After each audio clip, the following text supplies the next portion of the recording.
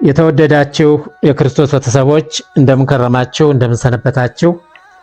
የዛሬው ርዕሳችን ከቅድስት ሀገር እስራኤል ከኢየሩሳሌም ከተማ 12 ኪሎ ሜትር በቅርብ ርቀት ላይ የሚገኝ ቦታ ላይ የሆነን ርዕሳችን ቀጥታ ወደዛ ነው ወስዳችሁና ተከታተሉኝ እንዳያመልጣችሁ ለማለት ነው። ይህ ቦታ ልዩ ስሙ ኤማሁስ በመባል ይታወቃል። በዚህ ቦታ እንግዲህ የተሰራው ታሪክ እርግጠኛ ነኝ ሁላችንም ባይሆን ብዙዎቻችን እናውቀዋለን። ይህ ቦታ ኤማሁስ ከክርስቶስ ልደት በፊት ያላት ቅድመ ታሪክ ይላል። ኤማሁስ የሰሜንና ደቡብ እስራኤልን የምታገናኝ ከኢየሩሳሌም ወደ ተላቪቭ በሚወስደው መንገድ የምትገኝ ለም የሆነች ደልዳላ ስፍራ ናት። የኤማሁስ ከተማ ከክርስቶስ ልደት በኋላ በ3ኛው ክፍለ ዘመን ከተማዋ ኒኮፖሊሲ የሚለውን አዲስ ስም አግኝታለች። ቃሉ የግሪክ ሲሆን ትርጉሙም የድል ከተማ ማለት ነው።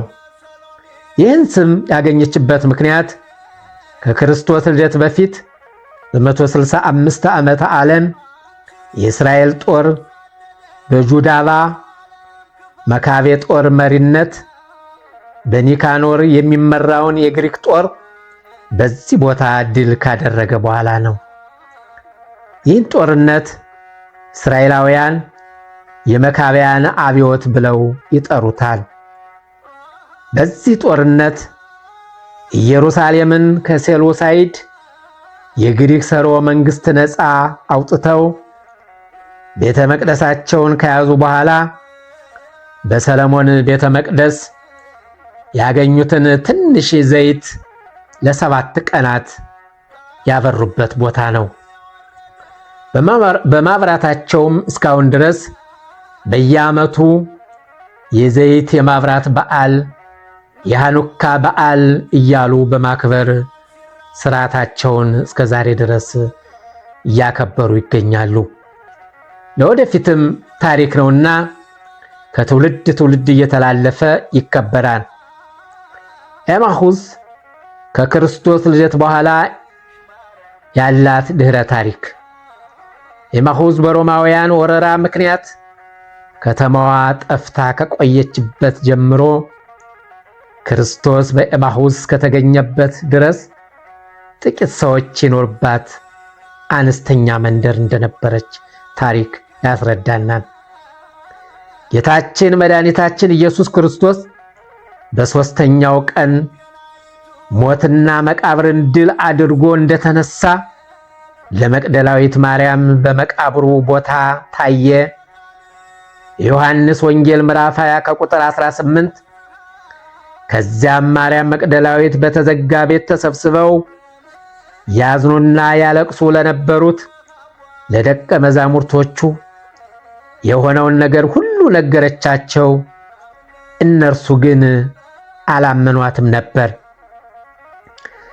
ከዚህም በሁለቱ ሉቃስና ቀለዮጵያ ከኢየሩሳሌም በ60 ምዕራፍ ርቃ በምትገኘው ኤማሁስ መንደር በኢየሩሳሌም ስለሆነው ነገር እየተነጋገሩ እየሄዱ እያለ በመካከላቸው ተገኝቶ ስለሚነጋገሩበት ነገር ይጠይቃቸው ነበር። ሁለቱም ጌታችን መድኃኒታችን ኢየሱስ ክርስቶስ መሆኑን አላወቁትም ነበርና አንተ ለኢየሩሳሌም እንግዳ ነህን ብሎ ቀለዮጵያ እንደ እንግዳ ሰው በኢየሩሳሌም ስለነበረው ነገር ሁሉ እየተረከለት በኤማሁስ መንደር ደረሱ። ሰዓቱ መሽቶ ነበርና ወደ ቤታቸው እንዲገባም ጌታን ግድ አሉት። ጌታችንና ሁለቱ ደቀ መዛሙርቶች ከመንገድ ነበርና የመጡት ማዕድ አቀረቡ። ጌታችንም ማዕዱን ባርኮ በሰጣቸው ጊዜ ዓይናቸው ተከፈተ። ጌታችን መድኃኒታችን ኢየሱስ ክርስቶስ እንደሆነ አወቁ። እርሱም ካጠገባቸው ተሰወረ። የሉቃስ ወንጌል ምዕራፍ 24 ከቁጥር 13 እስከ 43፣ የማርቆስ ወንጌል ምዕራፍ 16 ከቁጥር 9 እስከ 14። በኤማሁስ ክርስቲያናዊ አገልግሎት ጅማሬ። በቤዛንታውያን ዘመን ኤማሁስ ኒኮፖሊሲ የጳጳሱ ዋነኛ መንደር ነበረች ይላሉ። ከ5ኛው እስከ 7ኛው ክፍለ ዘመን ጌታችን መድኃኒታችን ኢየሱስ ክርስቶስ ለሁለቱ ደቀ መዛሙርት ማዕድ ባርኮ በሰጠበት ቦታ 2 ሕንፃ ቤተክርስቲያን ተገንብተው ነበር ይባላል። ይሁን እንጂ በ7ኛው ክፍለ ዘመን በፋርስና በአረብ ወረራ ወቅት ፈራርሰዋል። እንደገና በ12ኛው መቶ ክፍለ ዘመን በመስቀላውያን እንደገና አሁንም ታንጾ ነበር። የመስቀላውያን አስተዳደር መዳከም ተከትሎ ክርስቲያናዊ እንቅስቃሴው ሲዳከም በ1878 በቅድስት ማርያም ዘቤተልሔም አነሳሽነት የሴቶች ገዳም በመቋቋሙ ቦታው የጸሎት ቦታ ሊሆን ችሏል። በ1880 እና እስከ 1924 በቅርብ ጊዜ በተካሄደው ቁፋሮዎችና የምርምር ሥራዎች ቀደም ሲል በቤዛንታውያን ዘመን በሞዛይክ ታንጾ የነበሩ አብያተ ክርስቲያናት መሰረትና የመስቀላዊት የጸሎት ቤት ፍርስራሽ ቅሬት ዛሬ ድረስ በቁፋሮ እየወጡ ይገኛሉ። ለዚህ ግኝት መነሻ የሆነው ደግሞ በ6ኛው መቶ ክፍለ ዘመን በዮርዳኖስ ማዳባ በተባለው ቦታ በቅርስ ተመራማሪዎች በቁፋሮ የተገኘው ኒኮፖሊሲ ከተማ መግለጫ ካርታ ነው።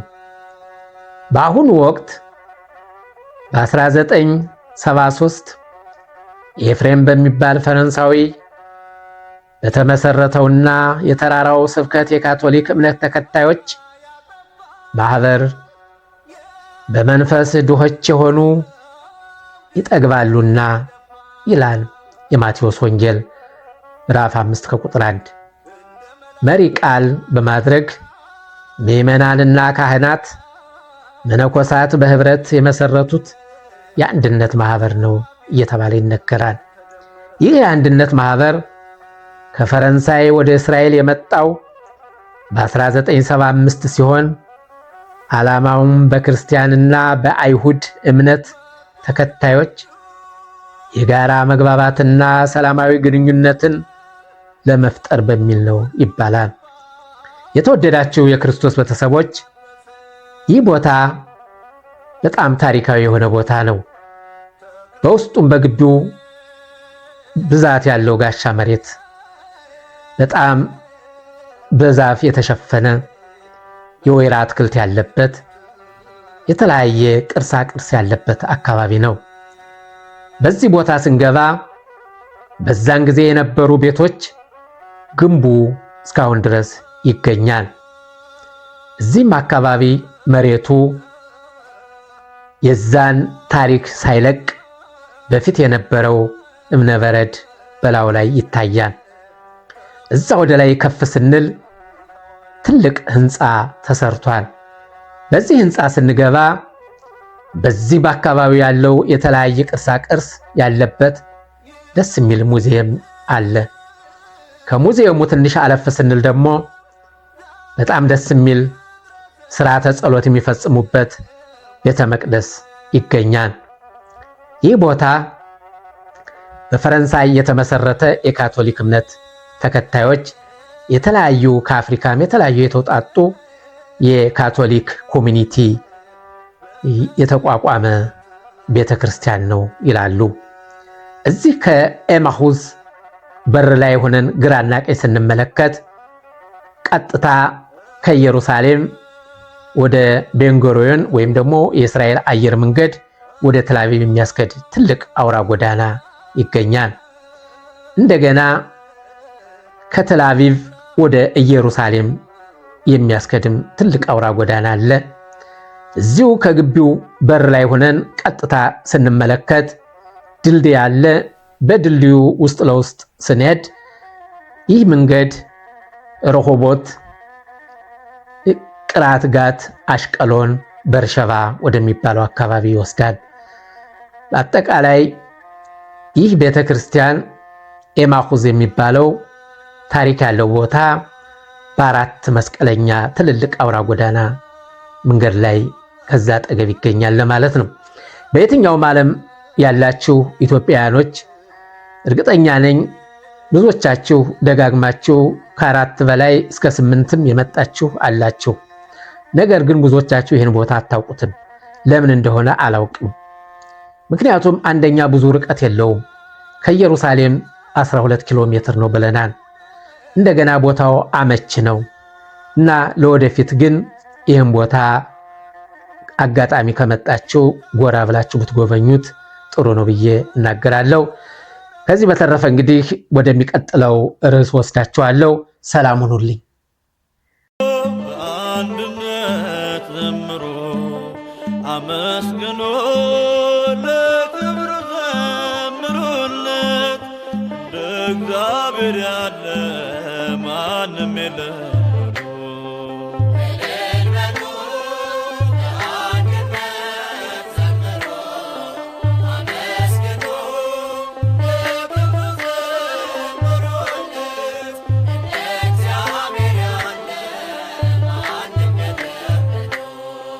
በኃጢአት ባርነት ስንኖር ተገዝተን ከቤቱ ስንርቅ ትእዛዙን አፍርሰን አይቶ ዝም ላለን ጠላቶቹ ሳለን ውለታው ብዙ ነው፣ ክብር ለሱ ይሁን።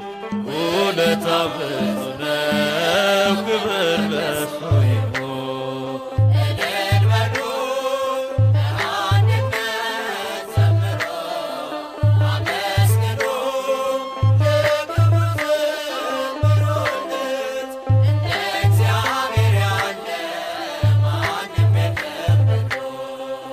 ራሱን አዋርዶ እኛን አከበረን፣ ሥጋውና ደሙን ብሎ ጠጥቶአለን።